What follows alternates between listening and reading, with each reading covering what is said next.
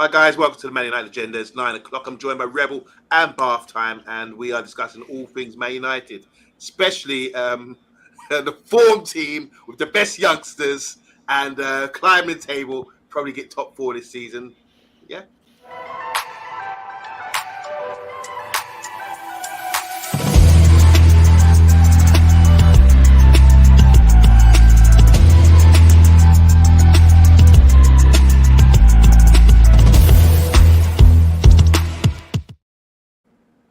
Hi guys, welcome to the Man United Agenda. Yes, what a great show it was yesterday because the vibes was good. Had Kahinde Bath Time and Mr. B doing the post-match show. Great game. Rebel, I haven't heard your thoughts on the 3-0 smash and grab, was it, Everton? But what are your thoughts? There's a little summary of what happened yesterday. Well, I was watching this from the comfort of a bar stool, but I will say I absolutely enjoyed that Garnacho goal. Woo! That was definitely something from the top drawer, if I do say so myself. And you might have noticed I was posting in our group chat videos of even opposition fan bases kind of going, ooh la la, there's a bit of magic about this goal. Um, Definitely the first half, we definitely invited chances from Everton, and Onana starting to show us why Eric Ten Hag wanted him as the goalkeeper. So delighted with his performance yesterday. And of course, you can't fault any win that ends with a 3-0 scoreline. So onwards and upwards, we've got the Turks, the Geordies, and the boys from London in our next 3 games. So we need to get back to brass tacks, as they say. And just talking about that, got Vincent in the house. He's saying it all started a great weekend of goals. It all started with Elise. You see that run he did from like almost the halfway line, cut inside and shot with his left foot. That was up there. But I do think the overhead kick trumps them all. When you say that Bath time, how are you feeling, bro? Yeah, I'm feeling absolutely knackered. I only got in like half an hour ago. I haven't even seen Elise's goal, and I'm probably going to be of little use 'cause I haven't even read any newspapers or I don't even know what's going on today, boys. But I loved Garnacho's goal. Like Monday, you were quite athletic when you were younger. Could you do overhead kicks? No, not like. Actually, I have scored a goal like that, but more to No, the you side. haven't. I have. I have. Okay. I have. To the side, like more not overhead where I'm landing on my back, but landing on my side. I've hit A falling volley. a volley, yeah, from edge of the box. Ask Greenwood United. I went out with them the other day on Saturday night for our reunion, and they were bringing it up that goal again that I scored. But yeah, it's a really difficult skill. I heard you guys on the show yesterday discussing it, and I think you have to be very athletic to be able to do that. And it's about improvisation. You're having to improvise today, coming on the show unprepared, and like overhead kick, you have to improvise, don't you? Bath time sometimes. Yeah, I mean, I'm not a gymnast. I mean, all I can do is run like one of them wind up cars or something, just straight line running. But I'm trying to picture you doing a sort of gymnastic overhead kick Monday, and it's. Have you ever seen the film Free Willy? Yeah. You know, like the poster where that's the sort of image I've got in my head of an overhead kick. But I quite like a falling volley as well, like Mark Hughes. But I don't know what you need to do what Garnacho did, but that's extraordinary gymnastic ability, and I never knew he had that in him. I'm still stunned by that. Well, I think when you got, his crash mats you used to have. So we used to practice that indoor, put the crash mat down and fling balls over and do volleys of that. But to land on the grass like that, yeah, it is amazing. I think the best overhead kick we've ever seen is from Escape to Victory in slow motion. Fantastic. You see the ball coming over, the eyes, the vision, and the connection as well. But you said yesterday on the show, Bath Time, I just want to pull you up on something. Okay. You said yesterday on the show that he actually hit it with his shin. I don't think he did. Rooney hit it with his shin. I felt Garnacho hit that with his laces, connected it. Ping. That's what made it better for me.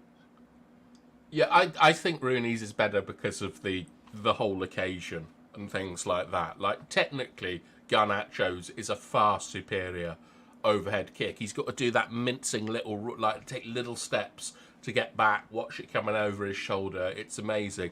But the last minute against a sort of resurgent Manchester City, I think occasion plays into these things. So I still think Rooney's was better. But it's so weird to see a wonder goal like within the first 3 minutes of a match. I don't think I've seen anything like that before. They normally feel that they're much later in games or they're more dramatic. And the first shot on goal is the greatest free kick ever executed. It's just, where'd you go from there? Wonderful thing about that, don't you think, Rebels, that like going into the game, now people are like backtracking and saying they didn't say this, but before the game, everyone was saying Everton, they've been hard done by. The 12th man will be the fans. They're going to be on it. They're going to be fighting for this win. They've quite a good form team as well. If you look at their form, they had 14 points before they got deducted. So to silence the crowd so early in the game for me, that was perfect. It's suddenly like, shh, and everyone has to stand and applaud what a wonderful goal that was. Because I heard Man United fans went there to back Everton for the injustice, because obviously Man City aren't getting theirs. So we were on their side, and I felt that the Everton fans had to appreciate that goal as well. So to silence the fans so early, don't you think, Rebel, that was a massive goal in that respect? Absolutely. When you think about that goal, if you remember a program called Soccer Saturday, they used to have two segments. One was called Meg Nuts, which was so sweet, where obviously somebody was nutmegged during the course of play, and then they had the unbelievable techers area, and this is where that would come in. Garnacho techers.com is what we saw there, and I don't think anybody in the ground could believe what they were after witnessing, because if you think about it, Garnacho had to chase the ball back because it went in behind him. Yeah. He then caught that thing flush and dipped her in to the top bins. That was just magnifique. While Waz's was a bigger occasion and beaten City, you have to think the technical prowess of Garnacho in the way that he done the operation. I have to think that is better than Waz's, although Waz's was during a more intense, more important situation. Most definitely. It's a change of direction as well. If the ball's going that way and you're able to hit it with enough power and force to change it direction and get it into the back of the net. If these goals sort of go in, just past the keeper, then you think, okay. But it's the fact that it went into the top corner. Everything about that was just special. Anyway, I'm sure all you guys have replayed that many times. Big up to Vincent Bullock. Obviously, he was talking about Elise. What do you guys think in the comments? Was Elise's go up there with Garnacho's? We've got Andrew Williams in the house. Says, "All right, boys, let the delusion begin." What's he referring to here, Bath Time? Talking about us gassing it up too much. Yeah, he hates Martial and regularly brings up that I'm an idiot for liking Martial. So yesterday, with a bit of Martial love, Andrew turned into Mariah Carey again and stormed off. Welcome back, Andrew. We won't try to push your buttons again, but I will say this: Martial's finishing yesterday was unique. Not many people can do that little dink with such precision like that. Big up to Gigi. He's saying good evening, peeps. He's got something to say as well. I believe the only reason we did well against Everton was because the players haven't really been trained by Man United coaches this game. We've seen the next two games where the teams are. I disagree with you there, Gigi. Matthew Bassett saying, I scored an overhead kick, very similar to Dimitar Berbatov's goal against Liverpool. I can't try to remember that. Was that closer? A lot closer to the goal. It was more central. Wasn't the scorpion kick as well, Borbas? No, it was an overhead kick, but it was not as anywhere near as technical or as graceful as Garnacho's. It was like Nani was messing about on the wing for too long, and Berbatov slowly moved in. Yeah, and then he put it in, and Berber he connected with it, and it's really weird to describe a Berbatov goal as less elegant than another goal, but it was. But with Berbatov, he's not very aerobic, is he? So to give him to get off the ground and do that, you have to give the guy credit, and I have to give Matthew Bassett credit as well. We have to take your word for it, because obviously at our level we don't get to record many games. But I will say this. These days, you're very lucky to be playing Sunday football or any kind of grassroots football these days, because most games seem to get recorded these days. So if you do score a goal like that, send them in. But Matthew Bassett's been able to describe his one. Big up to Box. Says, yo, Matthew, how you doing? He's obviously saying to everyone else as well. People saying he never scored one of them again. I believe he will score like that again for sure. So that's Gigi. Box is saying Andy Cole scored a scissors kick goal for Man United. You guys remember that? I do. Bilal, how you doing? Garnacho's overhead is better for me. Better than Berbatov. Damien Walsh, how you doing, man? It's a good evening, everyone. Mainu, what a performance. I haven't had the opportunity to go off about that. I have on social media today, but wow, that's all I can say. Regidi saying here, I said it would be 3-3. Man United done the job, and Onana done a job as well, as Rebel was saying earlier. So well done to Onana. And Nani's ball was better, says Box. Talk about the Rooney goal, I imagine. Regidi saying Anthony Martial had a smile on his face for the first time in ages, I think, since he's come to Man United. Andrew Williams again saying Martial 8 goals in 50 games. People tried to give him a new contract. All right, good argument, good case there. Scandalous. Damien Walsh is saying Garnacho goal is much better technically, of course. There's been so much discussion in the last couple of days about goals. Big up to Solo. How you doing? He said good evening to everyone. Garnacho, Onana had good games. Martial looks the goods, says Box. Anyway, I just want to touch on something. Martial, the finish was great. And obviously, when our main striker's out and he comes in, does a good job, you have to applaud the guy because you think, oh, maybe he's a bit rusty or whatever. But that finish was magnificent. And his hold-up play as well. Again, we got to see Braithwaite, didn't we, yesterday? I don't know if it's Braithwaite, but what did you think, guys, Rebel, Bath Time, about Braithwaite, the left-footed centre-back for Everton? Just a quick scout report. I noticed that he it was weird. He struggled defending wide areas on the left-hand side, but was very good on the right-hand side in wide areas. Looks a top player. He looks like he could be a top player to me. And he just was throwing Rashford around like a child at set pieces. Yeah. Like he looks a really, really good player to me. But there is something I'd like to ask you about the game as well, Omondi, which is about Bruno giving the ball to Rashford for the penalty. Yeah, interesting, that isn't it? Because I've listened to the post-match interview, and he said to give him more confidence, because he hasn't been playing well, apparently, and I was a bit surprised he said that, because it's just confirming what we all know, but you don't expect him to come out and say something like that. So I think as a captain, that's something that's really good to do.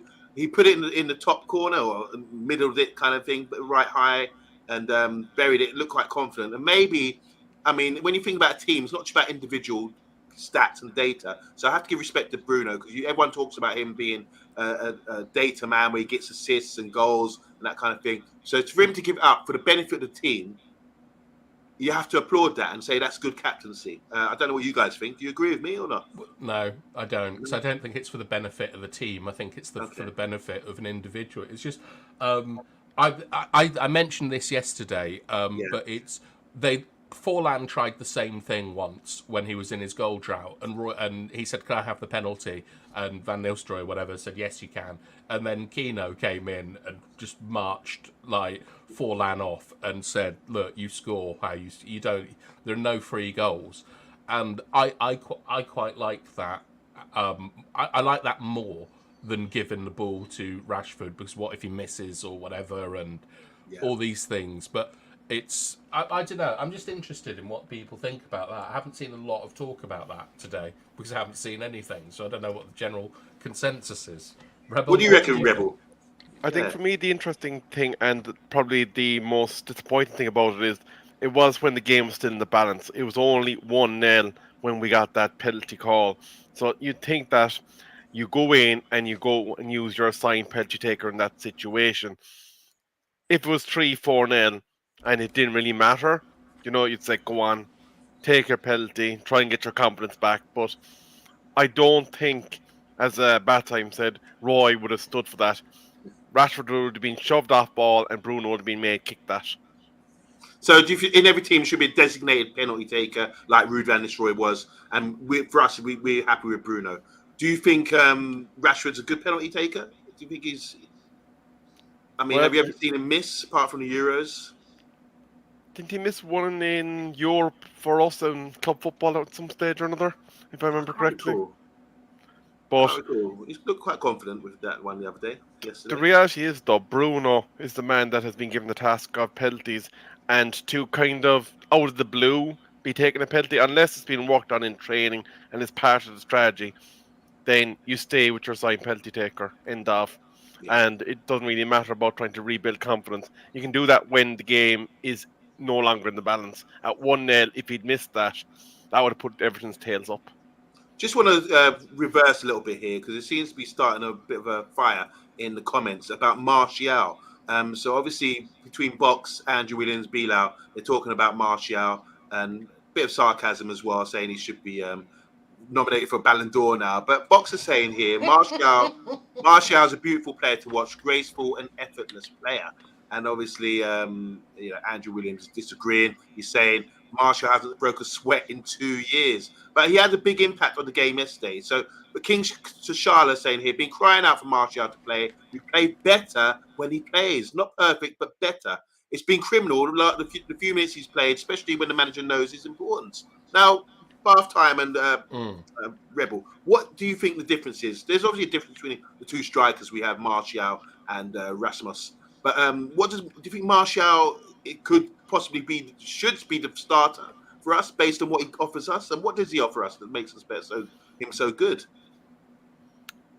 I'm going to kick this off. The difference is that Martial is made of glass, and more than likely, as soon as he has any prolonged exposure to grass, will crumple down injured, and that is the unfortunate truth of the matter. In terms of his play, look, when he's on it, he's a good player. There's no doubting that he was bought for what he showed. But at the end of the day, he hasn't done it 99% of the time in a Manchester United football club shirt. And I think it's time to kind of say, look, fill in where the gaps are, but your time is at an end. Tick tock, the exit train is coming. Oh dear. Just want to drop this one from Michael Hill. He said he lives not far from Carrington and saw Martial arrive on a move mobility scooter the other day. Brilliant. Martial, let's just wrap this up, Bath Time. What are your thoughts on Martial? Is Andrew going to start hating you now? Yeah, I mean, Andrew hates the majority of my opinions, but I love Martial. I'm not actually sure that Højlund isn't made of glass as well at the moment. We certainly have to treat him like he's brittle. But there's a couple of things that I love about Martial. Everyone sort of claims that Martial is lazy and so on, but he isn't. Martial is extremely disciplined in his defensive work, and he's very good at it. He sits on the number 6 better than any other player we've had. Since probably the last one who did it as well was Danny Welbeck. I don't know if you remember, but he started over Rooney to do it against Xabi Alonso once against Real Madrid. But Martial is very, very good defensively. Like Ollie used to, against Liverpool, Ollie used to like playing him against Trent, for example, to keep an eye on him, like on the left wing. So I don't like all this stuff about people saying Martial is lazy. The second thing he does that I love is he puts up walls, is like an expression we used to use for the wall pass, where Martial will drop into space relative to the people around him and will allow everyone to combine better. Like, this is why we haven't seen like Ollie style quick tippy tappy football and then a break unless Martial is playing, because he makes the players around him better.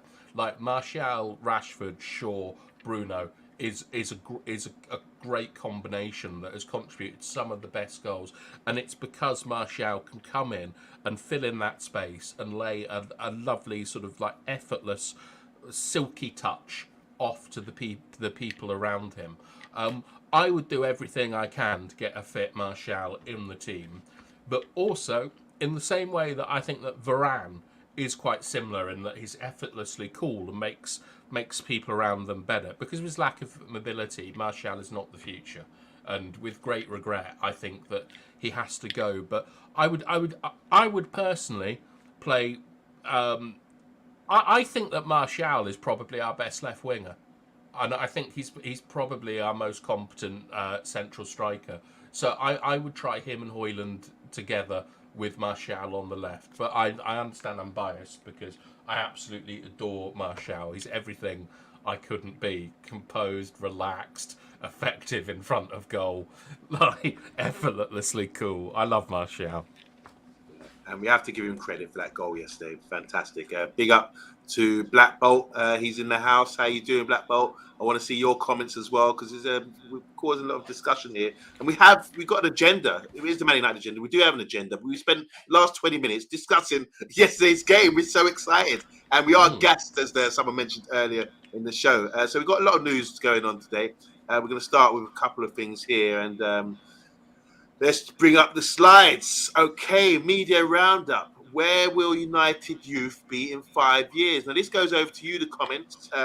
Start thinking about this. I'm going to name 5 youth players that we have at the club at the moment. And they're not Busby Babes. They're not Class 92. But we just want you to assess where they're at right now and where we think they will be. Based on what we've seen, we can make a judgment on all of these players because we've seen them long enough now. Where will they be in 5 years' time? So we've got Ahmad, who's been on loan a couple of times, talented youngster. We've got Hannibal, ferocious, and gets his foot in, lots of energy, scored a great goal as well this season.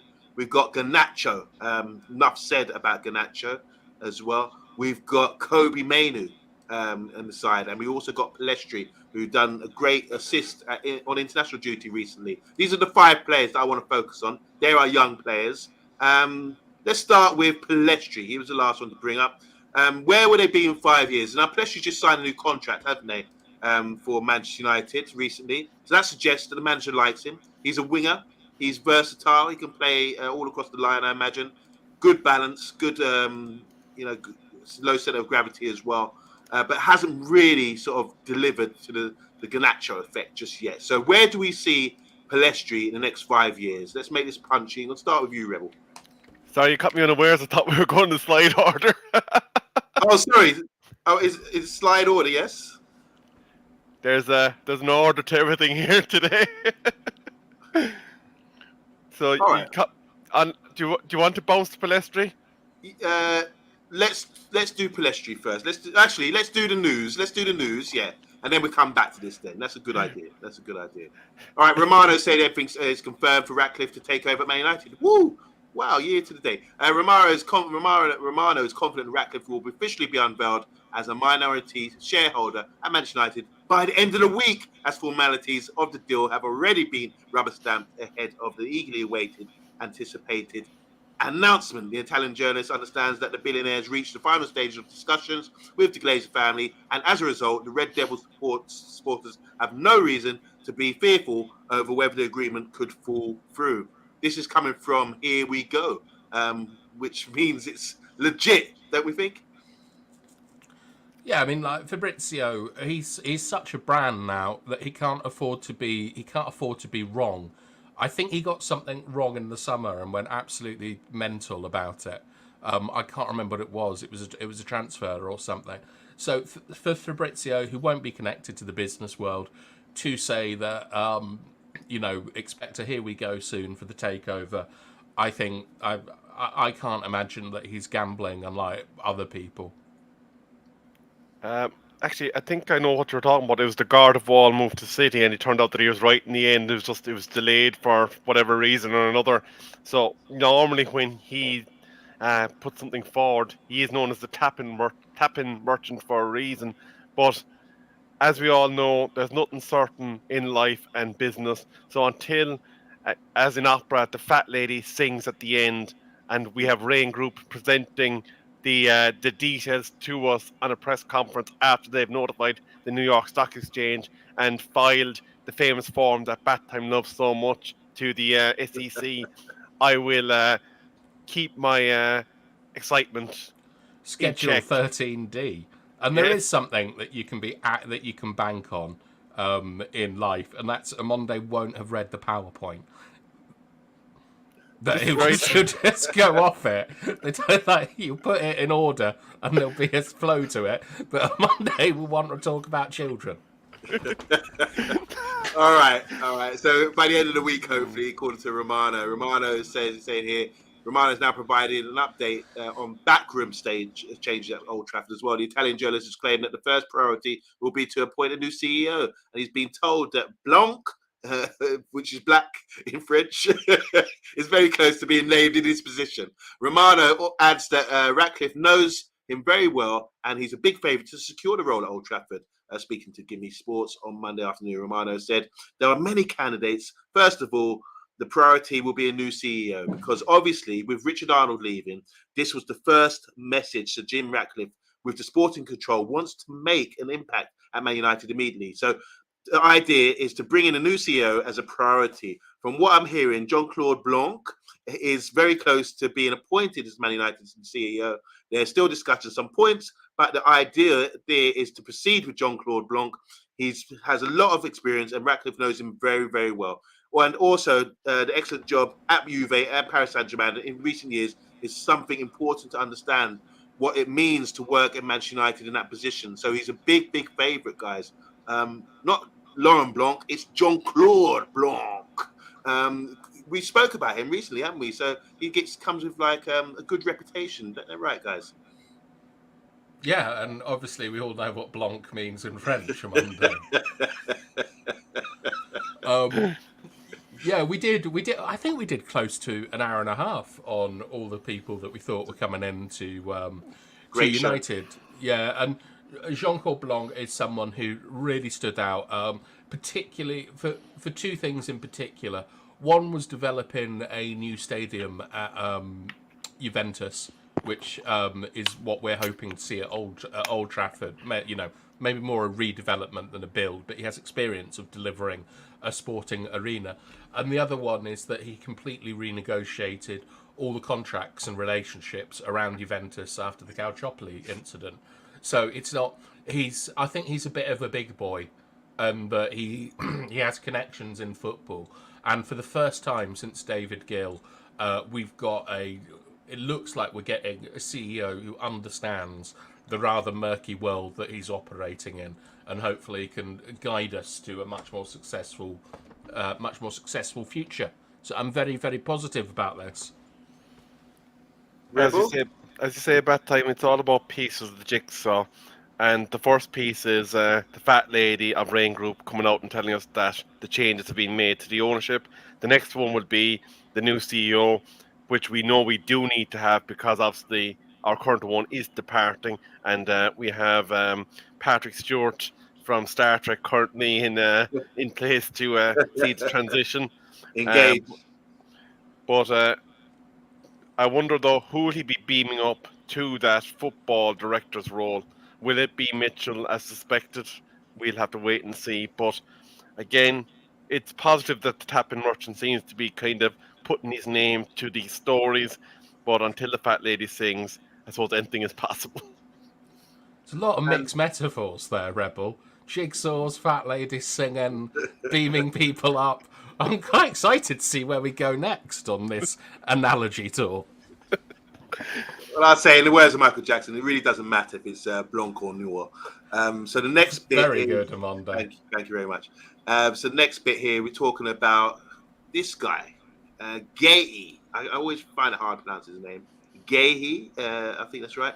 Very good defender, centre back from Crystal Palace. Reports have been keeping close tabs on Guéhi, who has gone from strength to strength since relocated from Stamford Bridge to Selhurst Park in 2021. So he's come through the Chelsea Academy.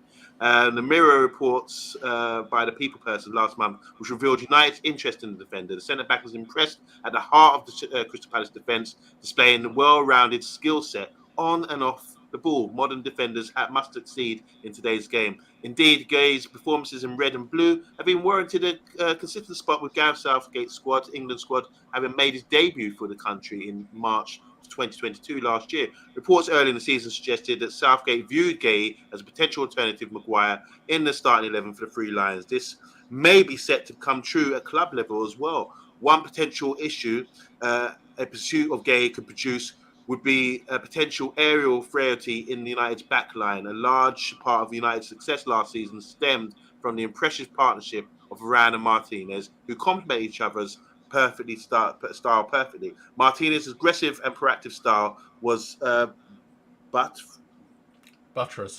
I can't read, the slides in the way. By the aerial dominance and world-class anticipation of Varane, the Argentine yin to the French yang. I disagree with that. What they're saying Yeah. here about aerial prowess of Varane and Martinez. I think you get better aerial defensive-ness from Maguire and Evans over those two. But that's what the report says. So let's talk about Gay. We did see him. We played Crystal Palace recently, and obviously he's been playing for England as well. I know Bath Time always talks about defending in wide areas is important. Have you assessed his ability to do that? Not really. I have seen him play for England, and I liked what I saw. I'm a little bit unconvinced that he is that he's real top quality. I like him. I think he's a good international player and a good squad player, and I do think that Martinez and Maguire won't work as a partnership for me. We've seen that in the opening 2 games of last season. I don't think Martinez is the future. I know everyone loves him, but I think he's been poor for a long time. And I don't think that he has the necessary attributes to play in a modern back line. I like Branthwaite. I like Gay. My only issue is we need a left footer. I'm happy with Maguire, Evans, and Lindelof for the absolute moment for now. But what we need is a left footer, and Gray's not a left footer. So we just seem to be linked and accumulating right-footed centre-backs when we need to go out and get a left-footed one. And I'm not even sure if Braithwaite's left-footed either. Okay. Just before we come to you, Rebel, a couple of comments here about the subject. He hardly makes a mistake, but he's not spectacular. That's what I suppose you want from a centre-back. Yeah. That's from Andrew Williams. Boxer saying here, better young centre-backs out there to buy. Name them. Rajat saying here, Varane, one of the best centre-backs. Rajiji saying, De Ligt at Bayern Munich, swoop deal, maybe. Because obviously he's not getting games since Kim's gone there. They've got good centre-backs there. Big G saying he won't replace Maguire, he'll replace Varane, if anything, which is probably true. Inacho, left-footed from Sporting Lisbon as well. And Big G saying Varane is past it and is a sick note. Your thoughts on Gay, Rebel, because obviously he's playing in the Prem. They lost at Luton the other day. I don't know if he was responsible for any mistakes, but he's obviously been called up to international duty as well, so he's on everyone's radar. Actually, the interesting thing about Big G's comment that he wouldn't replace Maguire, he'd probably replace Varane. If that is the case, he'd be replacing Varane on the bench because, as we know, Maguire is not going to be playing on his the left side, because obviously Ten Hag's requirement of a left footer being over there. So if you're buying in somebody and the amount it's going to cost, he has to start. So that means he would have to be capable of dislodging Maguire from the starting 11 for the purchase to be worthwhile. And you would have to be putting Maguire on the bench for it to be worthwhile. So if he isn't capable of doing that, then obviously that is not the player that we need to be pursuing. You have to be better than what is currently in the starting 11. And we need a viable rotation as well, because I don't think you can rely on 36-year-old legs to do 3-day recovery sessions to get into another physical game. So it is something that we need to monitor. And I'll be honest with you, I haven't done a whole pile of research on this fella, but if BATTIME and yourself are kind of against him, then it probably means that we need to keep looking. Okay, just a couple of comments here on this. Andrew Williams saying he's got 10 caps now, which is quite a lot, double figures. Well done to him. Rajat saying, did Braithwaite do good? He was okay. Are you asking? Are you telling us, Rajat? Do you watch the game yesterday? What are your thoughts on that, Braithwaite? Black Bolt saying that De Ligt was legit 4 years ago. Where were you? He was from Ajax, then he went to Juve. And now he's at Bayern Munich. He scores goals, doesn't he? But he's not the quickest. We need a transitional player in the middle, in my opinion, someone to pick up from the defence and pass up to Fernandes and the strikers. Kobe Mainu, Rajiji, did you not watch the game? Michael Hill saying, I think bath time's being a bit unfair on Martinez. He was great until his injury and wasn't fit when he came back. Reads the game very well and excellent in possession. Maguire will go in the summer, according to Michael Hill. To be fair, anyone can get international cap these days. Steve Bruce got 0. Andrew Williams, that's from Box, by the way. Andrew Williams saying, in my opinion, Gay is way better than Maguire, but I think Titus Bramble is as well. I don't think Gay is a leader. And UK Strange is having a good old giggle about the bathtub thing. He's not going to stick his name to Bath Time, guys. And Rajat as well, having a laugh about that. But here we go, back to centre backs. I hate to say it, but Martinez is too small for the Premiership. That's from Jamie Carragher. Sorry, Big G is saying that. Anyway, we're going to move on. Another slide here to talk about and this one, Timo Werner. Now, obviously, he's former Premiership player, played for Chelsea. Man United expressed interest in signing the former Chelsea striker with RB frontman on the January wish list. Sky Germany reports Man United have already inquired about the RB striker, Werner, about his availability, but no offer has been made and there's been no negotiations at this stage. Real Madrid have called their interest in the former Chelsea frontman. Well, there you go. Werner, he was exploding in the right system when he was in Germany originally. He got signed for big money for Chelsea. Didn't really kick off. I think Klopp was also interested in him before he came to Chelsea. So I think he's a player who can be effective in the system. Obviously, he's quick, very quick, actually, and does a good job. But it just hasn't found his feet at Chelsea, and his stock has gone down. But we're apparently interested in him, according to Sky Germany. What are your thoughts about this, guys? Do we need someone like him? Would he be playing down the middle? Because I think when he was playing well at Germany, he was playing from the left and drifted into the middle and in that system to help him get goals. What do you think about this? I'm like a no. I'm first hearing about it today. I'm like, no, but I need some more thought about this. Where are we going with Werner signing, guys?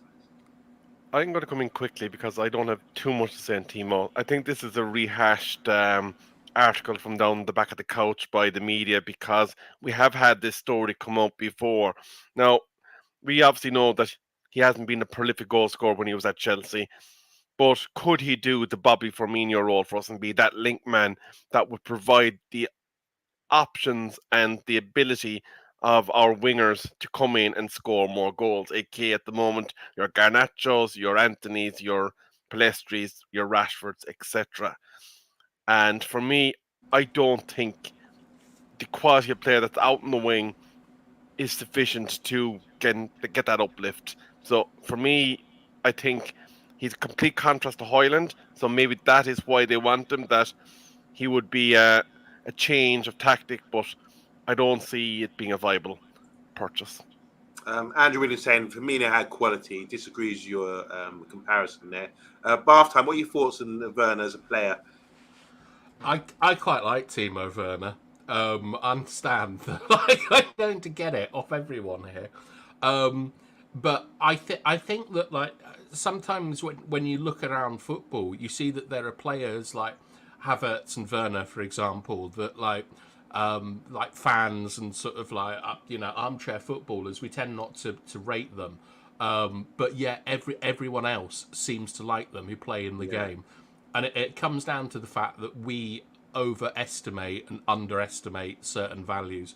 If you had Højlund and Werner in a low block, that is probably the fastest rest defence that I can think of. Werner is extremely good at attacking channels. I noticed it at Chelsea. He's always in the channel, and that is the part of football that most top teams concentrate on, is exploiting the space between the left back and the centre back, for example. I think that also he's an extremely good presser, probably better than anyone we've got, with the exception of Mount. I'm for this if it's on a loan, because we've had Igalo, Weghorst. We've had lots of weird loans over the years. This one seems to make a lot more sense to me, because we can begin to implement a system with a player that can do it, and then maybe look for a higher quality version in the summer. So I think that this is actually quite a good move. And if he was to play like left wing, and Garnacho was to play right wing, and Højlund was to play down the centre, that's a pretty scary attack to deal with. You've got rapid, mobile players with certainly low centre of gravity in Timo Werner. I don't think this is the worst move in the world, but I've got a feeling the comments are going to tell me it is. Yeah, just want to say, look at his quads. That's massive. Like Jay Cutler there with a stomp. Love to see that. Anyway, Werner, for fuck's sake, says Matthew Bassett. Go on, Rebel. OMONDI. Oh, swear jar. Sorry. I was actually just going to throw out a viable alternative that might make more sense, especially that he's currently playing in Premier League. What about Hwang from Wolves as an option? No European experience. He plays for Wolves. What? So he's got like the animal kingdom away, has he? Yeah, he looks good. It's good to see some lot of Oriental players starting to sort of come into the league and show their qualities. I'm not sure. Werner is shit. I'm not swearing anymore. That's from Andrew Williams saying he's been rubbish back at RB. Works hard but can't finish. Glorified veg horse. So it's all negative so far. He disappeared in the Premier League. Another negative one from Blackpool. Quality quicker than Vout though. Says Andrew Williams. Anyone is. Damn more offsides and goals, says Rajat on here. No one rates him. No chance, says UK Strange. No one rates him, says Rajat. We got Werner or Martial, says Box, asking the question. Here's a good one from Big G. Said, just like Bathtime was saying, Werner is a channel runner. He can't hold up play for Toffee. It depends on tactics. I do agree with that one. About tactics, he plays well in a different system. Werner is very average, says Damien Walsh.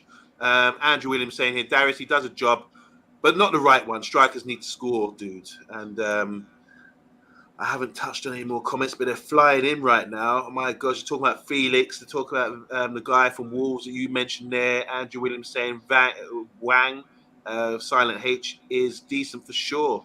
And more chance of us getting Kuna, who looks... We were interested in him a couple of years ago, weren't we? Wang played for RB in Champions League as well, so he has got European experience. Shut up, Box. I will say hi to Tyrone Williams. How you doing, Tyrone? He said, hoping Werner jokes, rumours are a joke. No, thank you. He's saying there. Here's one. We should be signing players like Victor Osimhen, but we're here talking about Werner, and he's got a face palm. And back to Tyrone. He's saying, hope Werner rumours are a joke. Oh, you just repeat what he said because he didn't spell it right first time around. Andrew Williams is asking again, Werner versus Martial. No, he's not. He's saying Werner is better than Martial. Oh, Werner is better than Martial. Okay. All right. Osimhen is what, 160 million. That's a no then. All right. So Werner, I'm with Bathtime. I actually think on loan that'd be decent for us. We do need a bit of ammunition up front. And Wang and Kuna both scored tonight. Oh, they're playing Fulham, aren't they? Away from home. So that's the Wolves are doing okay. Let's move on. Big old Johnny Evans. He wasn't missing at the weekend, wasn't he? Johnny Evans, Northern Ireland star, Man United Northern Ireland star Johnny Evans collects his MBE from Prince Williams. Evans, when he got the letter through the door, he's saying, and I had a royal seal on the back of it. I was a bit shocked, but it was also amazing, he said. Made me feel very proud, especially when I saw it was in recognition for the contribution to the Association of Football in Northern Ireland, obviously part of the British Isles. It brought it home that playing more than 100 times for my country and playing for so long for Northern Ireland has been so good. I represent everyone in the country and had many good times along the way. So is he retired from international football now? Talking like that? Is this controversial, Rebel? Like a Northern Irish, but I assume this is why it's here. Northern Irishman taking a Order of the British Empire award off the crown. Like, does this still get people riled up? Well, the reality is the 6 counties known as Fat Dad in the north, because of their starting letters, are part of the UK. And therefore, they are subjects of the King in London and would be eligible for such commendations as the MBE. You wouldn't see, obviously, a certain Roy Keane ever being coming up for consideration for an MBE, and he more than likely look to do an being a Haaland-style tackle if he was called up for that. But I don't believe there's any controversy to it. I suppose it's just the reason why it's probably noteworthy is I think it's the second MBE now after Sir Marcus of the Rashfords that Manchester United hold. Is James McLean going to accept one of these? Maybe when OMONDI decides to completely shave off his hair, get rid of the Yeah. beard, and proclaim that he's French. Yeah. I play a lot of fat dads at the weekend. Like, shout out to them. So yeah, well, what are your thoughts? MBE for services towards Northern Ireland. Obviously, he's 100 caps, was fantastic. Always been a servant for his country, even though they haven't really achieved anything. But they didn't achieve anything with George Best there either. They're really limited, haven't they, with getting a good brand of footballers or reaching these big competitions. But he looks very proud. He's obviously delighted by this. Deserved. And what do you think about his career? He's had a good career, hasn't he? Johnny Evans. Was it Leicester when they won the league? I don't think he was he? I don't think so. No, No, it was. They had Hoof and the Morgan. big Wes Morgan. Morgan. Yeah. Yeah, I like those sort of old school players. There used to be one at Aston Villa called Curtis Davies, who I never understood why he wasn't a top player. He had absolutely everything to be like a world class centre back, and he never hit the levels. But stuff like this, I'm very pleased with Johnny Evans. I think it's great stuff. Like I saw a picture at Everton away of Dan Gore in the crowd, like with the away fans. Like yes, the academy. there's two of them, and another academy player. Yeah, so you've got right at the very youth, you've got the academy players in like the away stand supporting their team, and then an academy player coming to the end of his career getting an MBE. I think that's probably good for the club, and it shows the values and standards that we expect from players that come out of Carrington. Because what an honour it must be to go to Manchester United at 7 years old or whatever, and get brought up in everything. It must be absolutely great. So I think this is nice, but I don't want to talk about geopolitical Northern Ireland issues. So over to you, Rebel. I believe Johnny Evans was at Everton when they won the league, wasn't he? And then he replaced Maguire after we bought him. Was he at Everton? I don't think he was at Everton. Was it Everton or was it Sunderland? I'm trying to remember where he went after us. Sunderland. Yeah, Sunderland. Yeah, Sunderland. Yeah. Well, say big up as well. R.I.P. to Venables, Rebel. I mean, yeah, Venables. What a great manager. I always felt if that's the sort of manager you want to play for, wouldn't you? Terry Venables had always El-Tel, the geezer, but had the credentials as well. Obviously done well. Crystal Palace, QPR, went to Barcelona, won the league there, got to the Champions League final, lost to Hadji's Bucharest. Came back to Spurs, got them to the FA Cup final, had to coach Gaza and people like that. And obviously Euro 96, which was massive over here at the time. And then, unfortunately, he got booted out by the FA after that. But, yeah, R.I.P. to Terry Venables. Any memories for you guys, special memories about Venables? His Leeds team, wasn't it? Was his El-Tel.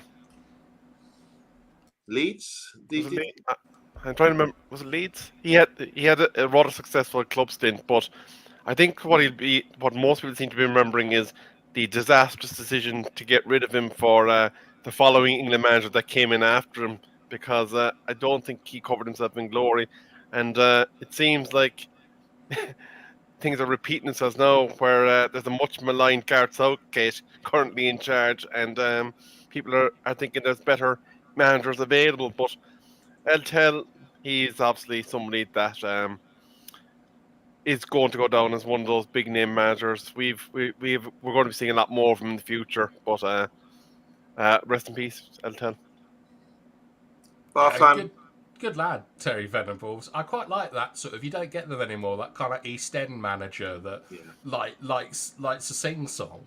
And like knows the craze. There used to be loads of them, but there sort of aren't anymore. He's just a character, Teddy Venables, and I really liked it. I think he might have managed Middlesbrough at one point.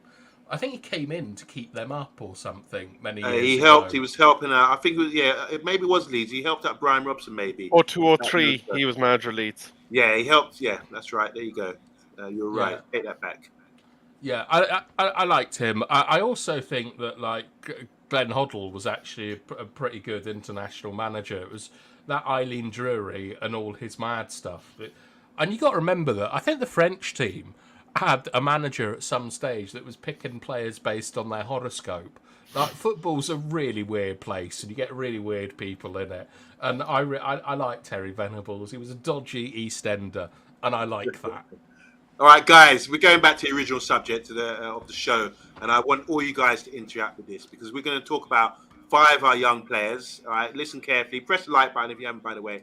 5 young players that are at the club currently. We're renowned for young players. Remember Busby Bade, night class 92. But I want us to assess the 5 young players, which will be Hannibal, Palestri, Garnacho, Mainu, and Ahmed. Ahmad. And disclaimer: there's only slides for 3 because Well, let's go. Let's get into this then, because we haven't got much time, guys. We're going to think: where do we see these guys in 5 years' time? Now, you have to remember. I heard a quote the other day. Brian Robson was watching a not under 18s game. They were saying to the coaches, "Oh yeah, Nicky Butt, Beckham, yeah, these guys are going to make it." And Brian Robson said, "What about that youngster with the ginger hair?" They said, "Ah, no, he's probably not going to make it." Then he went and took on 2 players, cut them in half, and scored a great goal. He said he's sure about that, and obviously you know the rest. So it's always hard to gauge. Let's see if we're very good at scouting or anticipating what a player will be like in 5 years' time. And we're going to start with this guy here, the bushy-haired Hannibal Medji. Talk to us, Bath Time. 5 years' time, what do you think of him now? And in 5 years' time, where do you envision he will be? I quite like Hannibal. Like, he's definitely a box-to-box midfielder. Like, he's a runner. He's athletic. I wouldn't expect him to be a great ball player, but he adds a lot of physicality. There are some question marks around him. Number one is obviously his temperament, as he plays too close to the line. He puts himself about far too much. We saw that even on his debut, where he nearly came off the bench to go straight back on it. I like him, but I do wonder about some aspects of his game. He has had one chance and scored it though. But I've seen Tyrone's comment there, and I kind of agree. I think that Hannibal, I think he's more a lower league. He's a lower league, not lower league. He's a sort of lower table player, and stuff like that. But I hope he proves me wrong. But I like him. I think he's a good squad player for us. And you've got to remember, it's so important to have homegrown players in the squad now. He could make a very good living at Manchester United in 5 years' time, just basically being a box tick. So you're saying he's going to not be around in 5 years' time. Rebel, your thoughts on this bushy-head youngster? Obviously, he came in for 10 million from the French league in Monaco, euros that is, so about £8 million. So the reality is, we're probably not going to lose money on him. As regards to 5 years' time, I actually think it could be even sooner, because I think there's other young players like Mainu that are going to make it difficult for him to exist at Manchester United Football Club. That seem to be shown more in their brief time being exposed to first team than he has in his number of occasions. He was farmed out to Birmingham there last year on loan, and as far as I can see, he didn't exactly set the world on fire. 1 goal, 5 assists in 38 appearances for them in the Championship, which is not a great return. Where do I actually honestly think he might even leave as soon as next summer, and could be used in part for a swap, maybe with a player from Nice, or possibly even could be subject to a purchase of one of the Eredivisie clubs. But I think in a year's time, he probably won't be at Manchester United, let alone 5, unfortunately. Great comments coming in, by the way. I just want to say this. When you saw him in the under-18s, it's really hard to gauge. He was very talented on the ball. And now everyone doesn't believe that. They believe he's just a runner. He's not very good on the ball. I think he's very talented on the ball. And he hasn't really had the opportunity to show that just yet. So I'm saying I think he'll be around in 5 years' time, the way we're going about things, and could be in and around the squad. Good player to have in there. He can play in a number of positions as well. And I like his determination. That's what's important as well. Next one we're going to move on to. I think that's unanimous. I've seen the comments there talking about it being a backup player at best. And obviously, Tyra Williams saying here, Hannibal would shine at a place like Middlesbrough. Birmingham next season, says UK Strange as well. All right, keep them coming in, guys, because we're going on to the next one, which is this guy. Scored a, mind you, Hannibal's international. And so is this young man, Palestri, for Uruguay. Had a great assist to Nunes the other day in an international duty, doing really well. Just signed a new contract. I did give him a big build-up earlier before we went on to other subjects. But Palestri, what are your thoughts on him? He's, 21 years old? At 26 years old, will he still be at Manchester United as one of these top wingers? What's his ceiling like? And as you can see from all the data there, let's start you off, Bath Time. I don't know about Palestri. It's pretty clear the manager doesn't fancy him very much. Rebel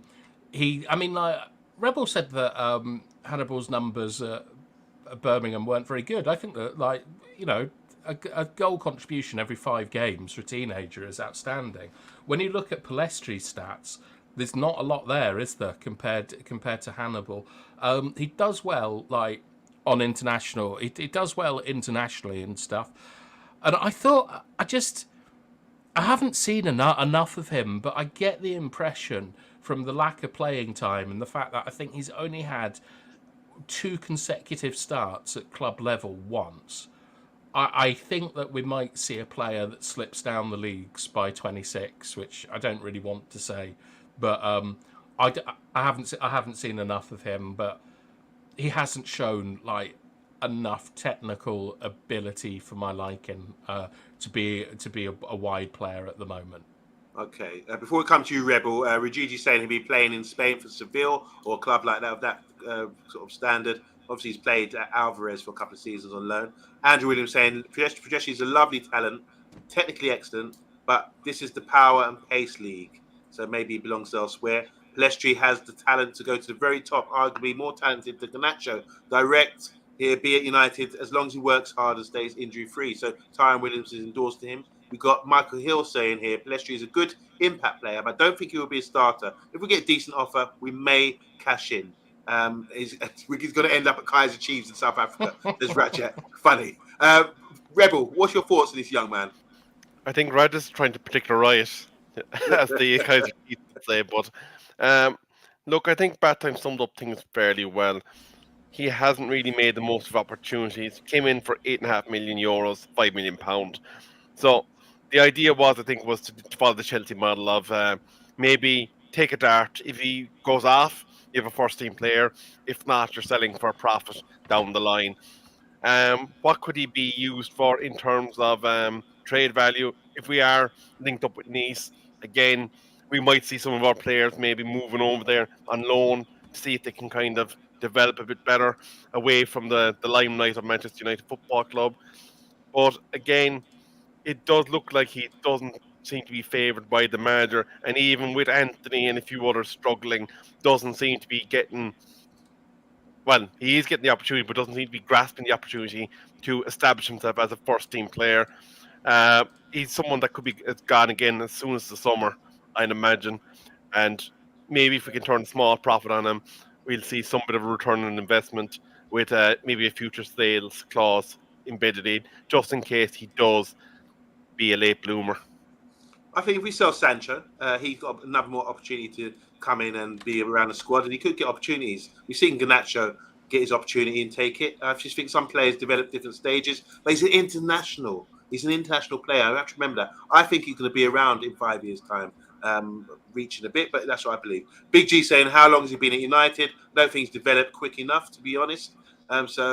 Jeff saying here, Palestri would go on to play for a big team in Spain or Italy and do well. Cavani and other big players from Uruguay speak highly of him.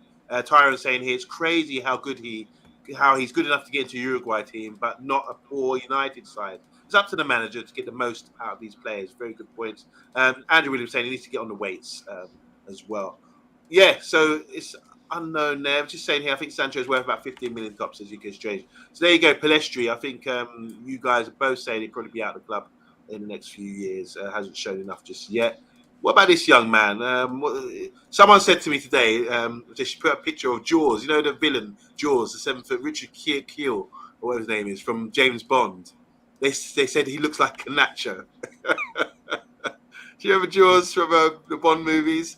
He's got that jawline, that kind of face. But wow, Garnacho, what an impact he's had. He's come from Atletico Madrid. He's been an impact player coming off the bench. He's starting to start games again. He started the first 2 games of the season. dropped off a little bit, but now after that goal, how can you drop him? Where do you see Garnacho in 5 years' time, guys? Start with you, Rebel.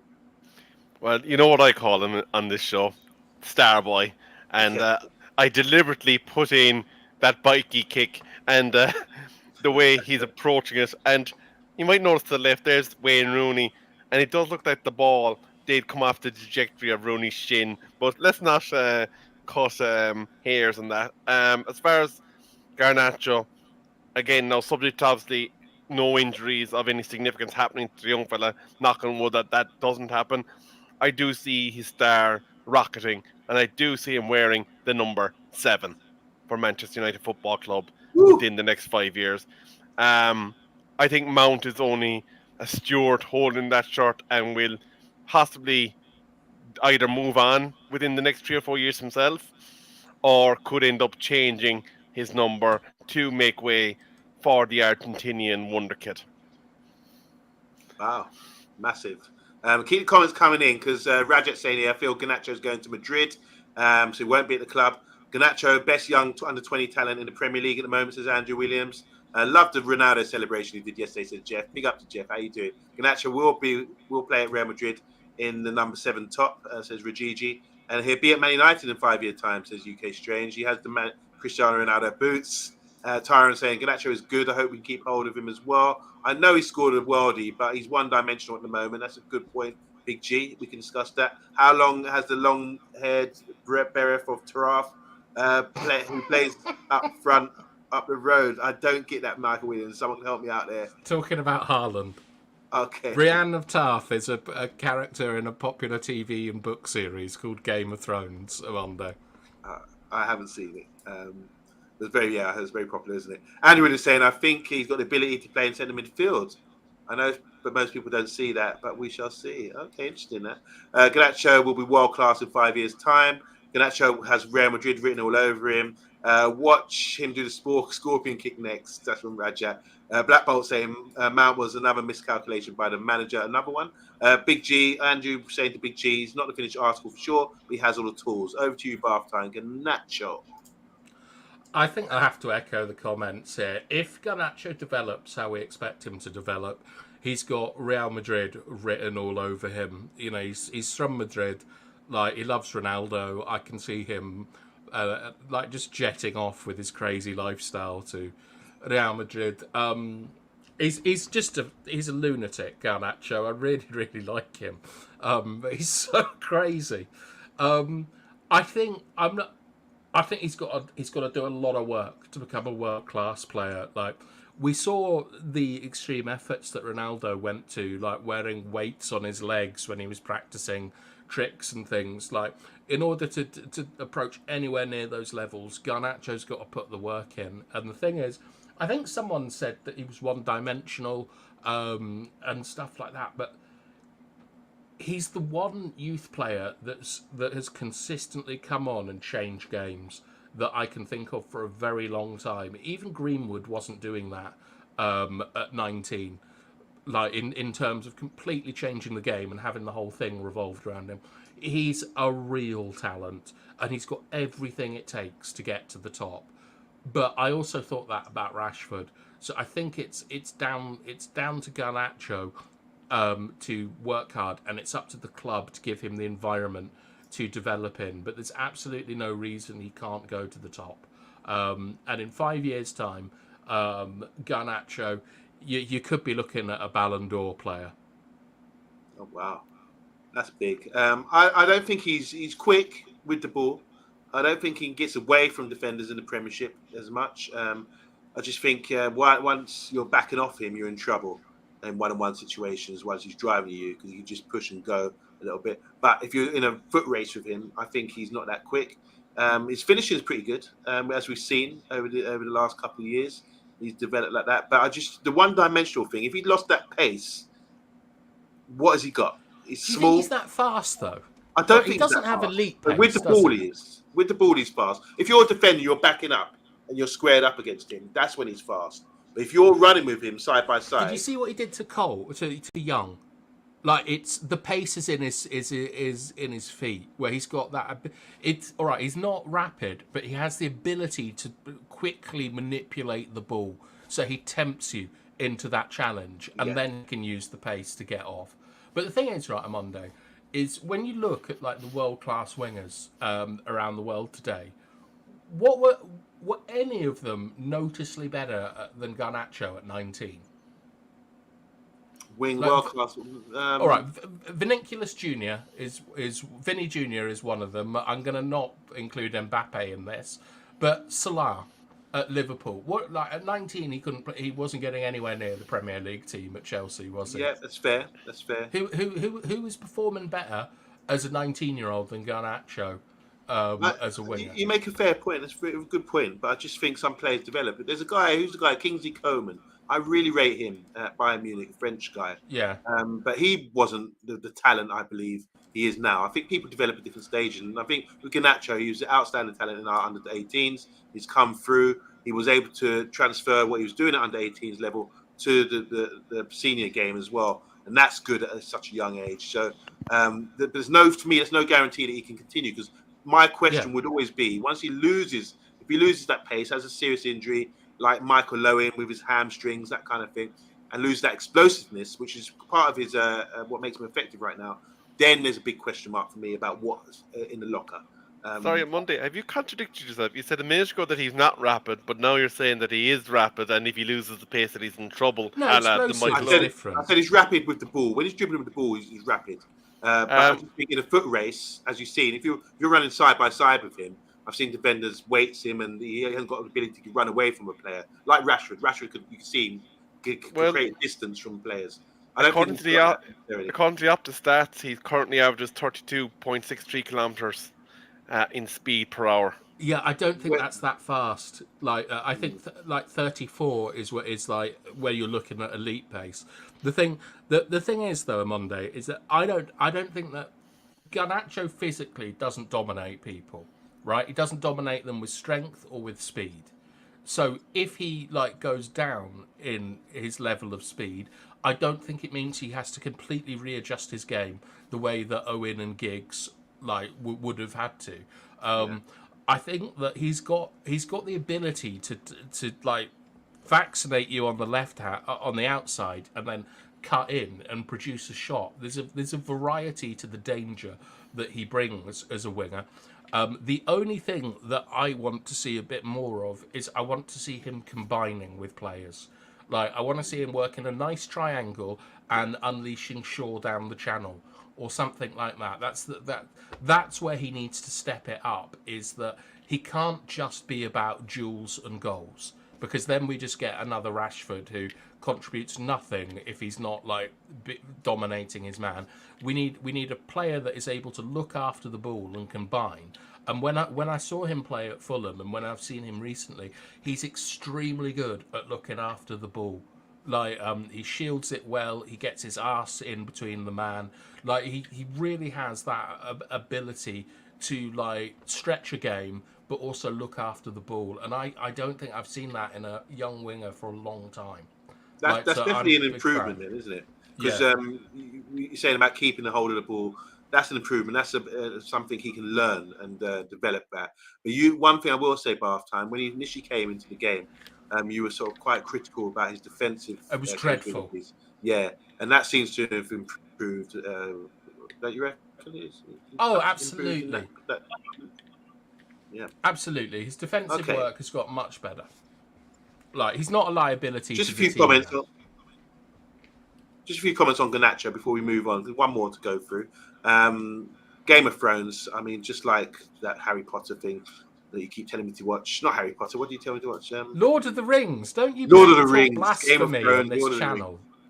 Okay, so I will try to watch that. Garnacho is good, but I don't know about him reaching Messi or Ronaldo levels. They're on another level, even at his age, as you mentioned earlier, guys. GOT is fantastic until the last series. Oh, it's Game of Thrones, isn't it? Yeah, that's Andrew Williams. Garnacho's an elite dribbler.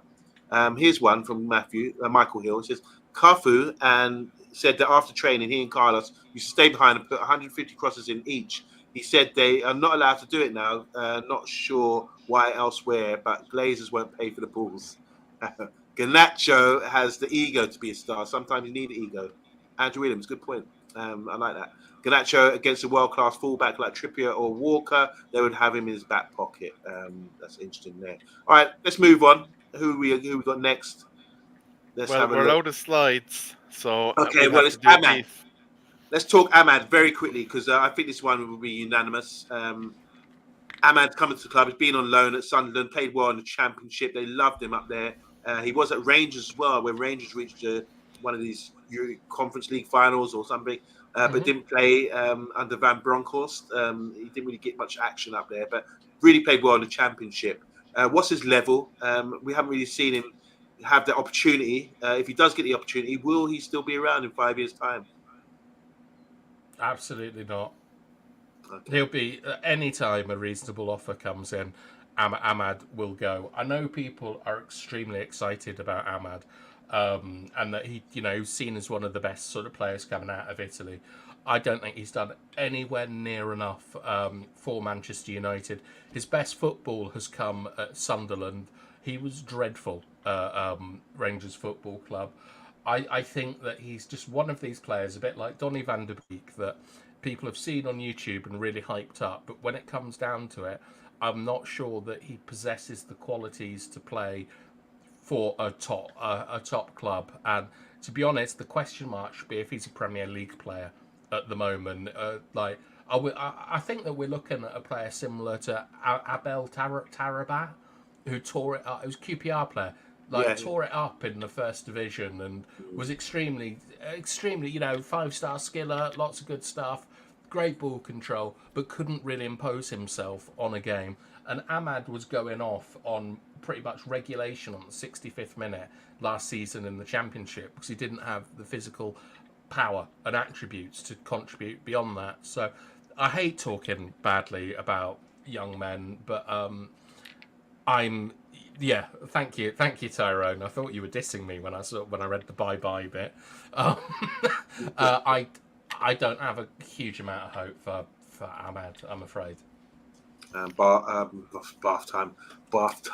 Rebel. What's your thoughts on Ahmad? I'm just looking there. Where's the bathtub? Just above you. But just wanted to kind of echo what Bathime was saying. There's probably a touch of the James Garner syndrome to him in that he did very well in Championship level, and Garner was unceremoniously ousted and has struggled, for want of a better word, at Everton. Even though he did play against us the last day, and I actually don't remember him doing much. I'll be quite honest with you. I thought he was fairly anonymous, but there used to be a player called David Connolly for Ireland. He played and shot the lights out and got any team that he played for up out of the Championship into Premier League. Invariably started 1 or 2 games to start the Premier League campaign before window shut. Was blanking, wasn't really effective. Usually got bought by some club in Championship that was looking to spring straight back up. And maybe that's where Ahmed's level is.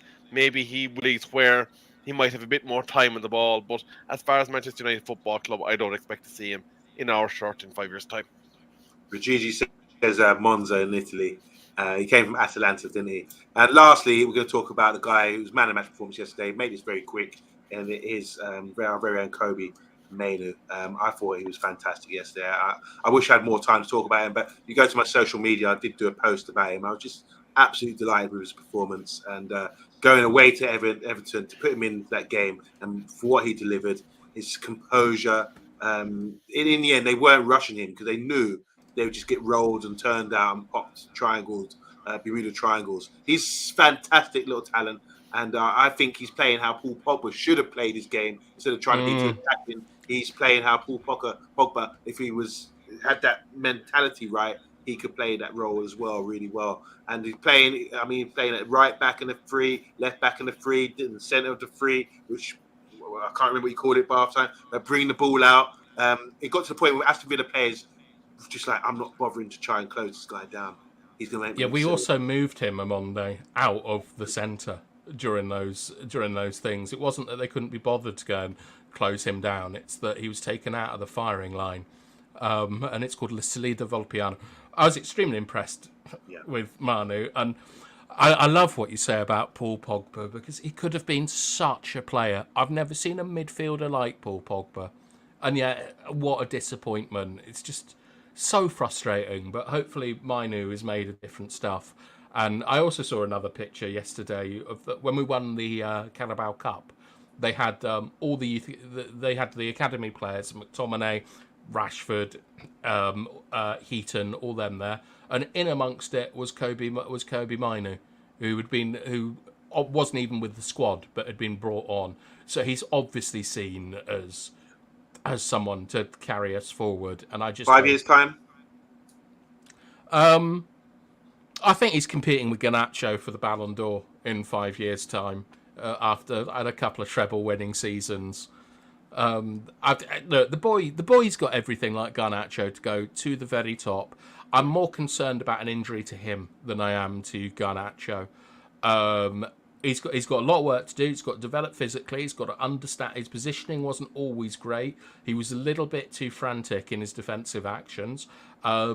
It takes a lot longer to learn midfield, it seems, than any other position.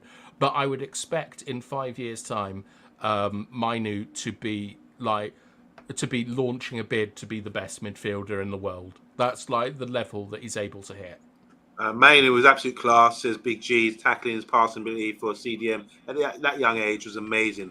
He was better than Garnacho, in my opinion. And MB, as long as you have air conditioning, okay, we're talking about other stuff there. Big ups to Jeff, by the way. Last word from you, Rebel, on the fantastic Kobe Manu.